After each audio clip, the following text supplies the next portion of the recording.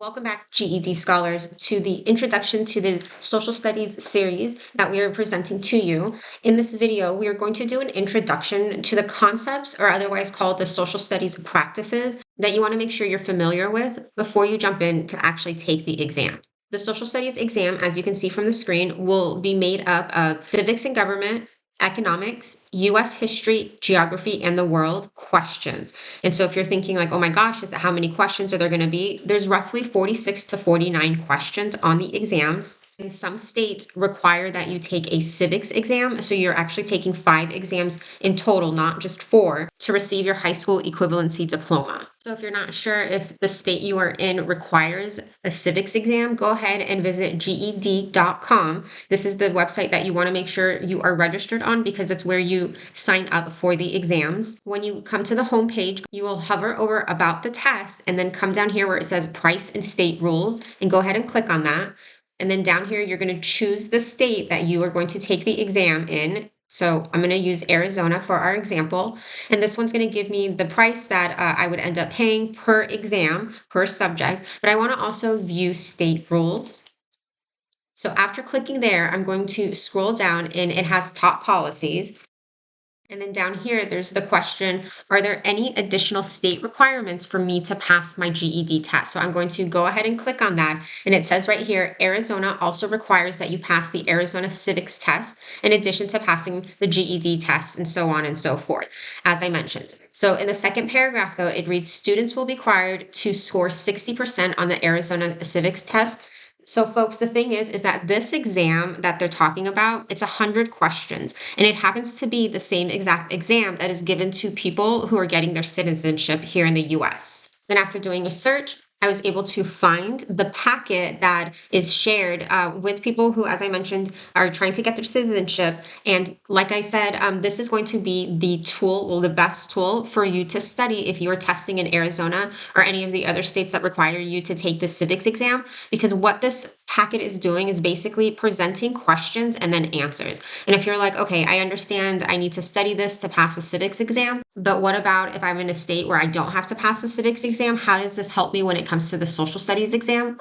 Well, we're going to talk about this in a little bit more detail in a moment, but pretty much the simple fact that you know these simple ideas within like the social studies realm, where it's like talking about like what form of government does the US have? What is the supreme law of the land? Things like that. Believe it or not, it's going to help you when it comes to answering some of these social studies questions, because in your mind will be like, oh, I remember I read something somewhere. It doesn't matter that you remember where you read it, that you remember reading that, oh yeah, the US Constitution is the supreme law of the land. And it'll trigger something. It'll end up helping you with these questions that you'll see on the social studies exam.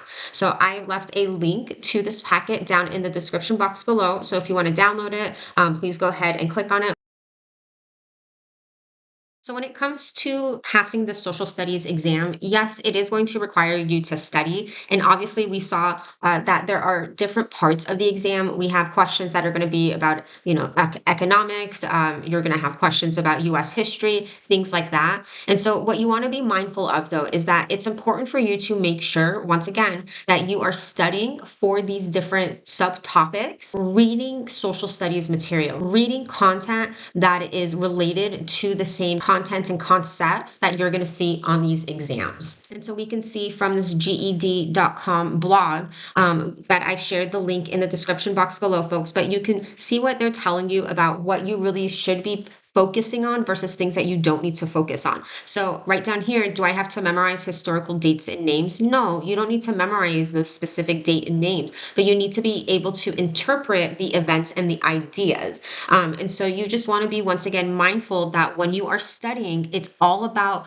reading this content. And that's why, as you saw from the first screen, why do you feel like you're reading so much when it comes to social studies? It's because you're just getting accommodated. You're getting used to that type of material, because you don't want to all of a sudden on test day you see a map like this one and you're like, what is this a map of? What's going on with this? How do I even read this map? Because guess what, folks, on the social studies exam, this is one part of it. Yes, like on the RLA exam, you read a passage. Sometimes with social studies, you'll read a passage too, but they're also going to share maps. They're going to share cartoons. They're going to share all this different type of information in order for you to answer these questions on the social studies exam. So yes, absolutely. Don't worry about knowing historical dates and names, but as it says right here, that at the same time, you should be able to discuss specific events related to US history, including the Louisiana Purchase, Industrial Revolution, and things like that. And so, as I mentioned, the link to this blog is down in the description box below. Go ahead and click on the link to read more about this exam from the GED folks. If you haven't already come to GED.com and registered, please do that, folks, and definitely search the site. There's a lot of valuable free information for you on the site. This is the website that you are going to use to sign up for the exam. So you need to make sure that you've created a profile and you are familiar with this site.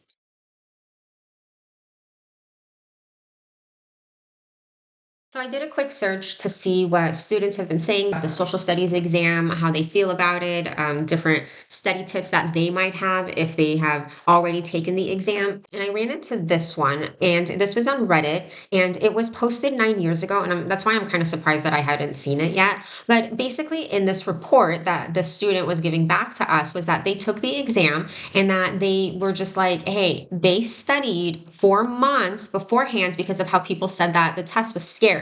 The test is not scary. None of the tests are scary. Please don't ever be fooled into thinking they're scary. But this person said that they studied for months. Okay, so mind you that they said that.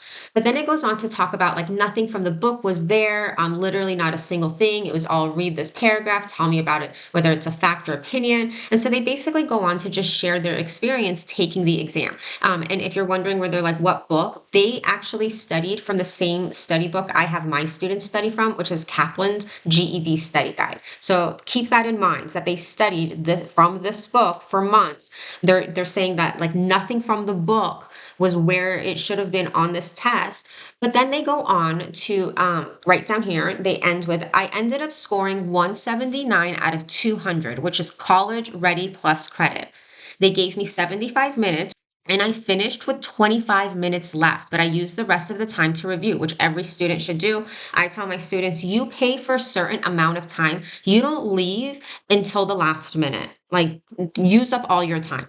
And it's the reviewer went on to say, the student went on to say, is the test was incredibly easy to the point I barely had to think about the answers. Most of my time was spent reading paragraphs. And as long as you have that basic intelligence, you should do great. So this is the reason I want to share this with you folks, is because the reason why the student felt like this was super easy for them when they got to the exam and how they able to score 179 out of 200 is because right up here, they started off by telling us, I studied for months beforehand. Guess what? Spoiler alert, I'm going to let you know. If you study for something, especially for months, guess you're going to do well. You're going to do probably really well on the exam. So you shouldn't be surprised if you spend months studying for this exam or for any exam. And when it comes to the actual test, you look at it, you complete it, knowing that like, hey, I thought it was going to take me longer than this, and it didn't. It took you less time and you get a great score. That is the beauty of studying, folks. So although I know that this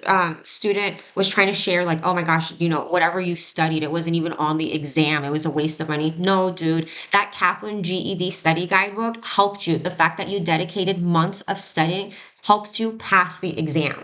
That's what I want to make sure that you all are understanding, that the social studies exam is, yes, filled with a lot of reading, but folks, it may not be reading that you'll see again on the exam. You might read something in the Kaplan book or any of the study guide books. There are numerous GED study guide books, but you might read something from the Declaration of Independence and come to the actual test date, you won't see anything about it. But the reason why you read that type of information is because a lot of the vocabulary you will see on social studies passages, on the pictures, the cartoons, the images, the maps are going to be vocabulary that you don't normally use, and therefore you're not accustomed to it. You're not used to it.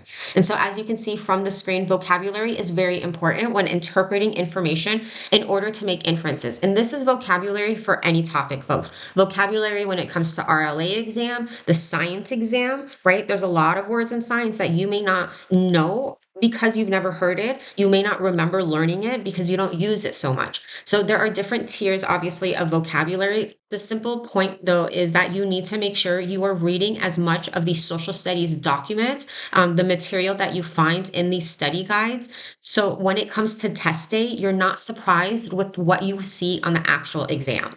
This is from the social studies page on the GED.com site. I have a link to this page down below in the description box. But if you come down here on this page where they talk about like what you should pay attention to with the exam, they have a sample question. And so the reason I'm showing this to you, if you take a moment to read it, you might notice that there are words or phrases that you don't know or you're not familiar with. And that's okay, folks. That's why we practice, and that's why we're going to read as much as we can before we take the actual exam. So down here is the excerpt that you might see on the exam, and it talks about U.S. westward expansion and manifest destiny. And if you're like, well, what's manifest destiny? This is why we study. Once again, use technology, use Google, look it up. What is manifest destiny? So when it comes to test time, if you get a reading on the concept of manifest destiny, you're not like, I've never heard of this before. And once again, you just want to make sure that you have a better understanding of things that have affected U.S. history, the setup of the government, civics, all of that fun stuff, including economics. And like I said, you want to make sure you're reading as much as you can because you want to grow that vocabulary. Because right down here, folks, they are quoting O'Sullivan. And down here, it talks about to overspread the continent allotted by Providence. Do you know what it means when you see Providence with a capital P when it comes to social studies contents, material, documents? Do you know what that means? That Providence is talking about heaven. It's a word that was used in the good old days. And so if you don't read, folks, if you don't study the material like the student from the Reddit post studied, you're not going to know these words. You're not going to understand what it means. And then therefore, you're not going to do well when it comes time to answer those questions. So when it comes to the social studies exam, you want to make sure you know these major skills, also called social studies practices. And so when you get to the science exam, there'll be science practices. It's these concepts that cover all of this other type of information that you will be reading. So as you can see, the first of these major skills is determining central ideas, making inferences and hypotheses, and then being able to draw conclusions, not just when you read a passage, but when you look at a map or you look at a cartoon or an image, you're able to figure out, well, what is that central idea? And if you're thinking, well, that kind of sounds like in the RLA exam where they're asking me to find the main idea. Yeah, absolutely. That same skill that you would use on the RLA exam, reading those passages, figuring out what's the main idea, what can I pull from this passage, what kind of conclusions can I come to? And so that's going to be one of the first skills that you want to make sure that you have when it comes to social studies materials. You also want to make sure you are learning about analyzing words, events, and ideas in social studies context. Once again, folks, you might read something like a document for practice because you're entering that world of social studies thinking, terms, vocabulary, different authors, people, and you want to be able to analyze all of that properly. You want to make sure that you can analyze the author's purpose and point of view, evaluate their reasoning and evidence. Remember, that's a really big part of the RLA exam when it comes to the extended writing response, is being able to say that, hey, this is the main idea and this is all the evidence that's backing it up. You need to be able to analyze and integrate relationships between different social studies material, interpret data and statistics, and then do a little bit of math as well. But don't worry, because you'll be able to use your calculator. And so I know for some of you, this is like really overwhelming. But the thing is, folks, is that these are the major skills. So as we are studying each one of these skills, we're going to make sure that we're pulling on social studies content, and you're learning how to determine central ideas, and you're learning how to make inferences from a social studies document, how to draw those conclusions, come to hypotheses, things like that.